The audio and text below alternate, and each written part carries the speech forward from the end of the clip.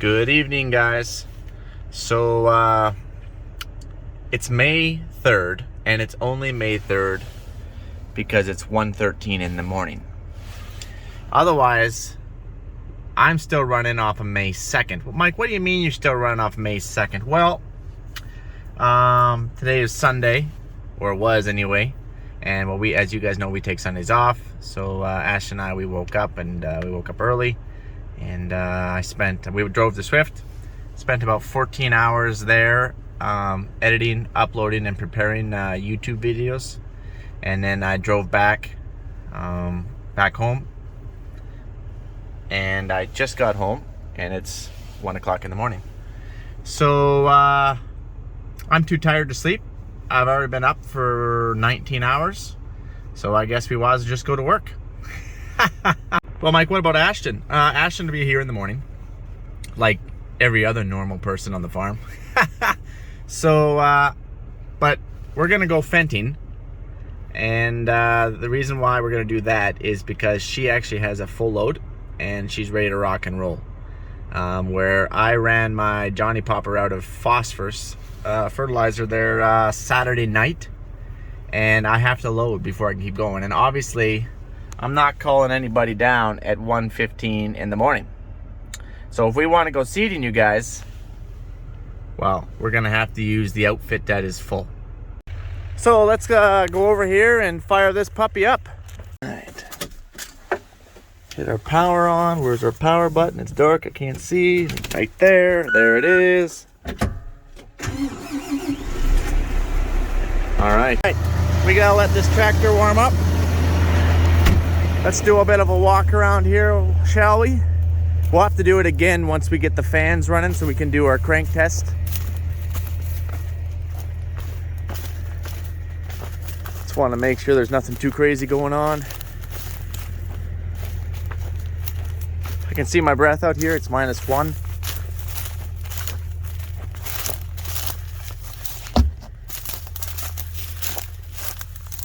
Well, things look fine. I just came back to the car because it was kind of leaning on a bit of an angle. I'm like, oh crap, maybe I got a flat tire, but it doesn't seem to be. Everything seems fine in that department.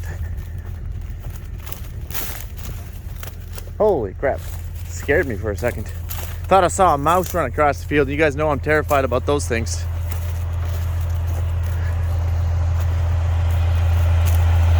Okay guys, so we've let our tractor warm up. I've turned the fans on. So let's just walk back there. Man, it's chilly out. It's chilly. You can hear the air. You guys probably won't be able to see this too good. And I'll probably have to shut you guys off so I can actually use my cell phone light. So we're seeding lentils now, red lentils. Oh yeah. Sometimes this thing doesn't like to actually do a prime test. Sometimes you gotta go seeding first a little bit before it wakes itself up. I guess it's being 1:30 in the morning, it doesn't want to go. Okay, we'll go and do a little seedy, and then we'll do it again.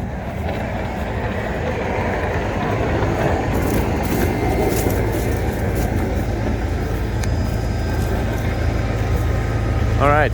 First things first is we're going to darken off this Fendt monitor. Go to night mode. There we go. That one's all right. Okay. I don't know about you guys, but I'm ready to rock and roll. All right.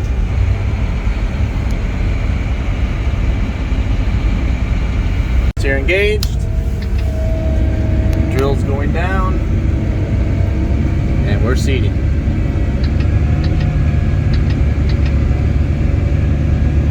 Just like that.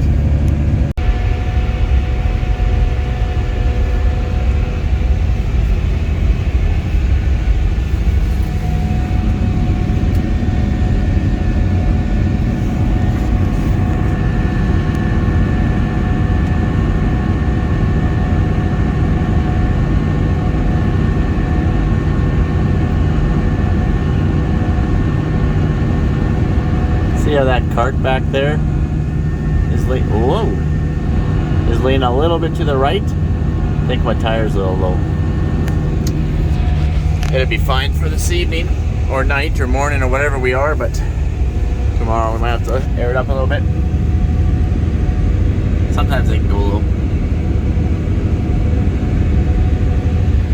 So, just for the record, out of everything that we have on the farm, the Fendts have the best lights, hands down. The tractors for sure. The combines, not bad. They're still brighter than the Deere, but the Fendt tractors have the brightest lights. So as I've said before, I'm rocking out at 1500 RPM. I choose to run at that RPM. I hate the TMS where it's like surging your RPM. You're backing your RPM going down the hill and then speeding your RPM going up the hill. I have to have consistency. I hate that. Just so you guys know where I stand. Mike, why does the drill look so oily there? Because you blew a couple hydraulic lines.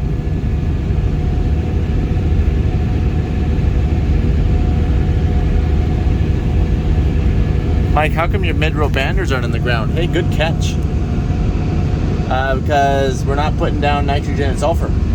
You don't have to fertilize much with lentils at all, so we just lock those up.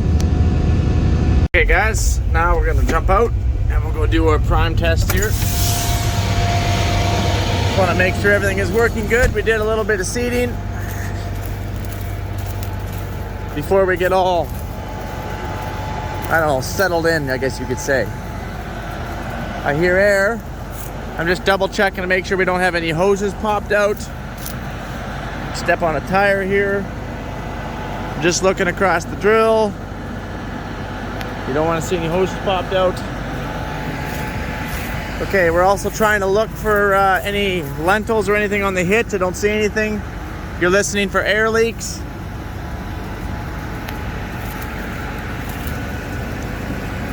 So far, so good.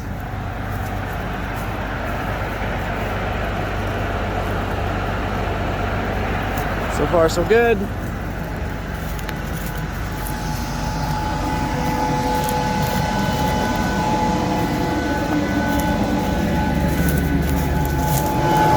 Checking around back here.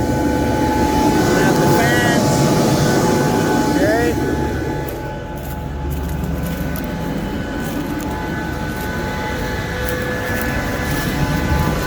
See if it'll do it now, maybe.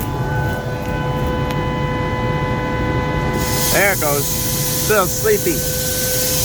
Alright. You guys know the routine. Mike, how are you gonna see that?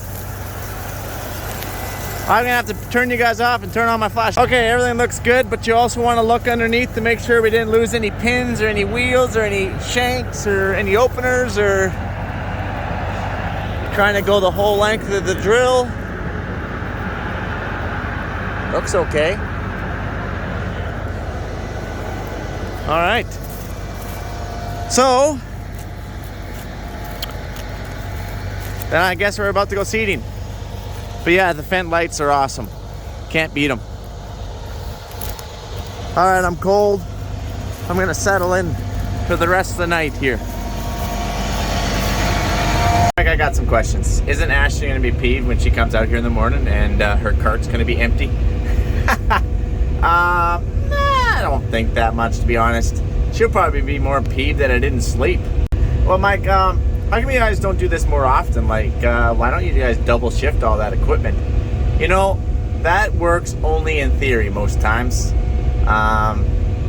If we lived in a perfect world where, you know, labor wasn't an issue. So, okay, first of all, to double shift, there's not a great big advantage, because normally, especially if you're pushed, you're running 18, 19 hours a day anyway. So that extra 4 hours or 5 hours really isn't a great big deal. Well, Mike, it's still 4 or 5 hours. That's true. You know, it's still 4 or 5 hours, but guess what? Your breakdowns are going to happen at night because you can't see them back there. So if you're going to break down, it's going to be at night. And since you broke down, now you're not going to notice that breakdown for quite a period of time, and you might have to do a bunch of reseeding.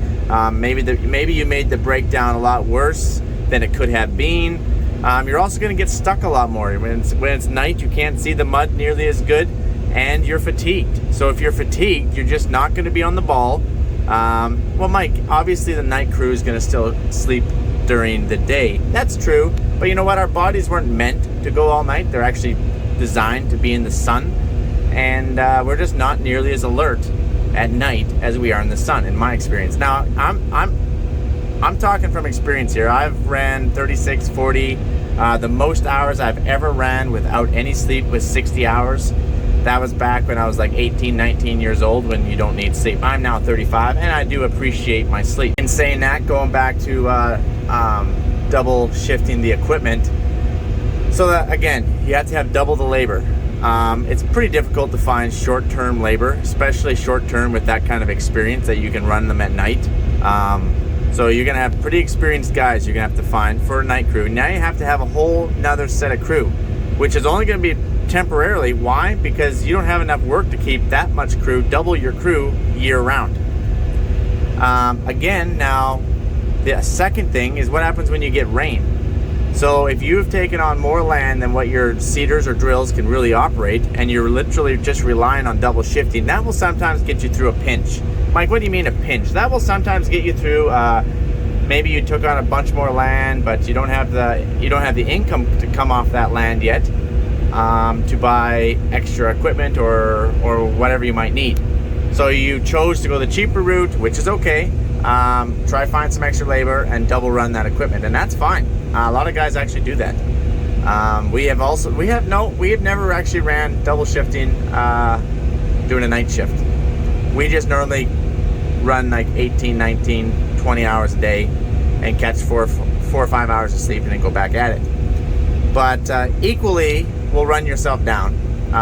So going back to the night shift, if you have bad weather, which is very common to have in the spring, you're still under drill powered, and you're going to get yourself into a situation. So in saying that, in my personal experience, it works. If you're going to do a land expansion, it can get you out of a tight situation, but to rely on that year after year after year after year, that is definitely not for us and our farm. We haven't even taken into consideration breakdowns.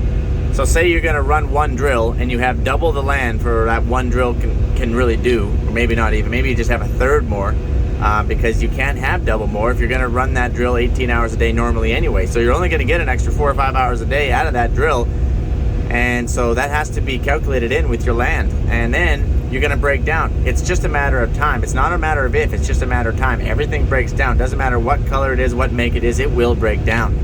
So every time you get a breakdown, every time you get a stuck when you're going at night, something like that, that's just going to keep putting you further and further and further and further behind. So it's not a practice that we do on our farm, but a lot of farms do it.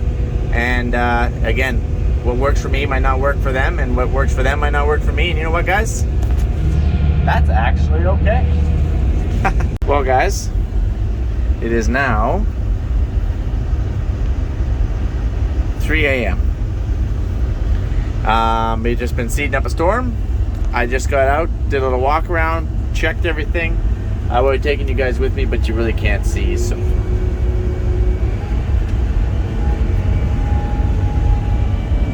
Mike, how does that thing turn with those triples? Great question. It actually turns just as good with triples as it does with duals. No issues turning whatsoever. Yeah, that's one thing I do like about this Fendt, is it will turn on a dime and give you 8 cents change.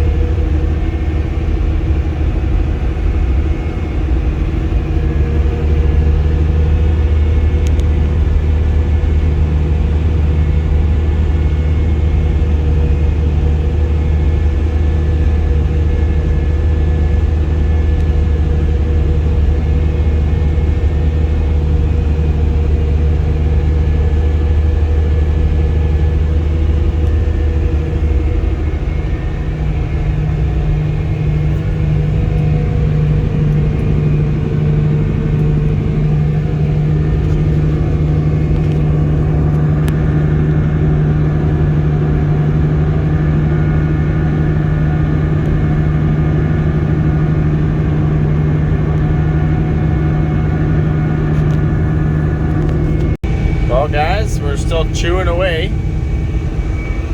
It's basically 5 a.m. and the sun is trying to break through. I love mornings. They're so peaceful. It's actually quite chilly out there right now though. Just FYI, it's quite chilly.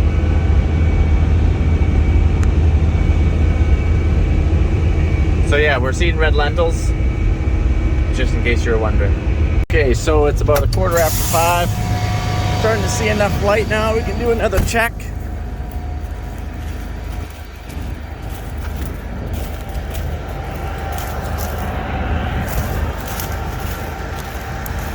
Gonna do another prime or a crank test.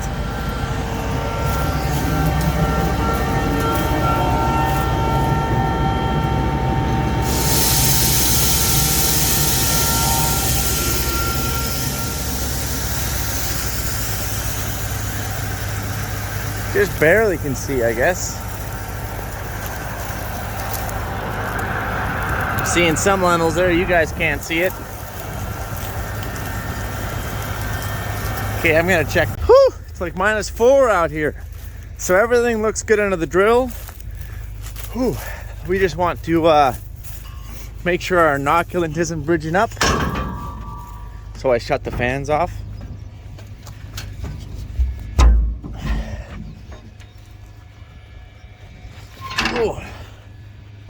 Okay, so see how the condensation is in here?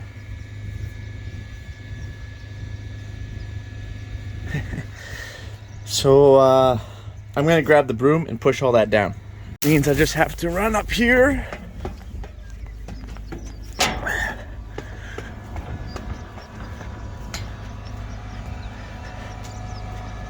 Sometimes this broom is in an inconvenient spot. Gonna be a beautiful sunrise though.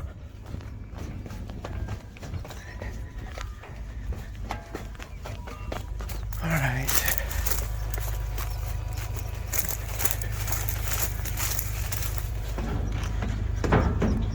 I'm gonna pull this grate up. So this inoculant, it's very much alive. So just keep it sweeping down here. You don't put this on very much, like I don't know, like 2.3 pounds or something like that. I'm gonna use the other part of the broom just to make sure it's not gonna bridge. The inoculant has been known to bridge.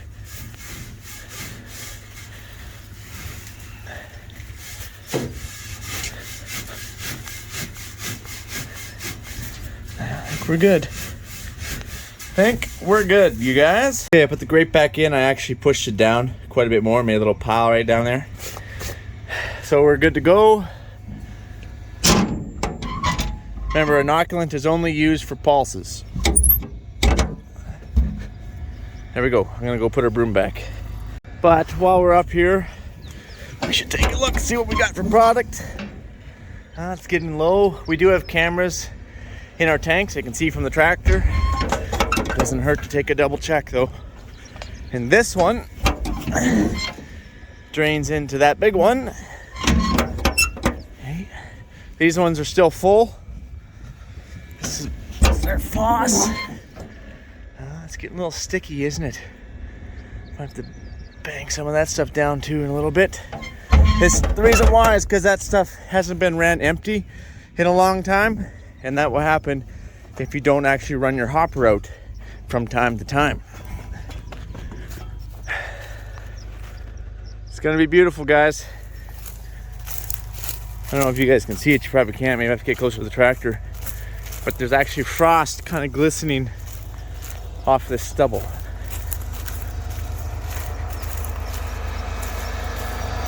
Right here. You guys see it? Maybe you can't see it. You guys can't see it. Okay, let's get back at it.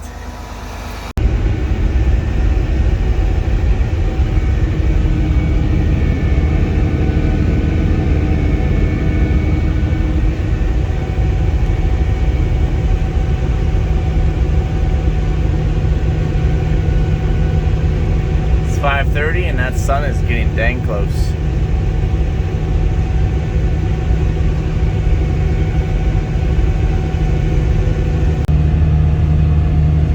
We're getting close. That sun is just about up.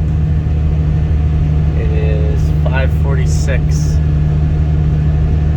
You can just see the tip of it now.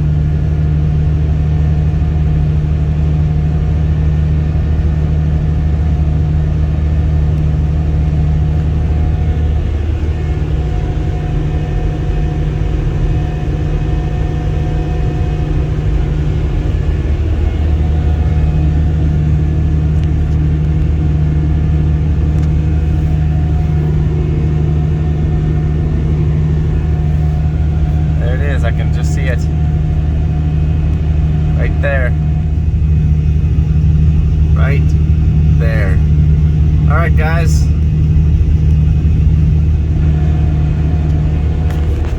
thanks for hanging out with me tonight. We're getting low on Foss. Seed, we're still doing good, but if I'm gonna load Foss, I'm gonna load my drill. Get back up on my tractor, which is the Johnny Popper, and in Ashton we'll be down to run this one here this morning. But yeah, you guys are awesome. So I'm gonna go hop on Johnny when I'm done. I'll probably put another hour. I'm gonna say gonna be another hour on this one, and then we're gonna go over there and hop on Johnny. There's our sun. It is now officially out. Right there. Beauty. It's gonna be a great morning. It's gonna be a great day. You guys are freaking awesome. Thanks so much for hanging out with me. We're gonna go put in the rest of the day on Johnny, and yeah. Okay, guys, have a good one. Oh yeah, I forgot to mention though. I know there's been lots of you guys saying, Mike, talk to us about the triples again, and I did in the previous 1050 video, but I will remind you in case you're a new subscriber, haven't checked it out. But I would recommend you scroll down, check out the last video of the 1050. Really didn't need the triples this year. It's just pulling too easy. The reason why it's pulling easy, no, I didn't do anything to the tractor. No, it's not pulling any better than it did last year in terms of pull. It's just due to the environment, the conditions of the soil. It's a lot drier this year, so obviously for those reasons it's pulling a lot easier. The only time where you would notice the triples, again, is you're climbing some steep hills with that cart full back there, because once you start groaning it down and get into that 2-mile-an-hour range, you're really digging aggressively, where the triples can kind of help yank you over the top of the hill. Yeah, it's going pretty good. We have our mid-row banders out of the ground, which makes it even easier to pull. Because you don't fertilize the lentils like you do the cereals in your canola, and that's just one less thing we got to drag in the soil. So right now we're on the home stretch pretty much. We can see the light at the end of the tunnel. We're doing quite well. We got to be like 70, oh maybe not, maybe two-thirds done, give or take. Lentils, we can go a long time on lentils. Like you can probably do, well, we've already done 240 acres. We still haven't filled yet. We can probably go another hour or so. Probably get about 320 acres out without a fill on lentils, so we're pretty happy about that. And that's on the smaller cart. That's on the 950. You get a lot more than that on the 1300s. So anyways, guys, thanks for following us around. You guys are freaking awesome. Talk to you later.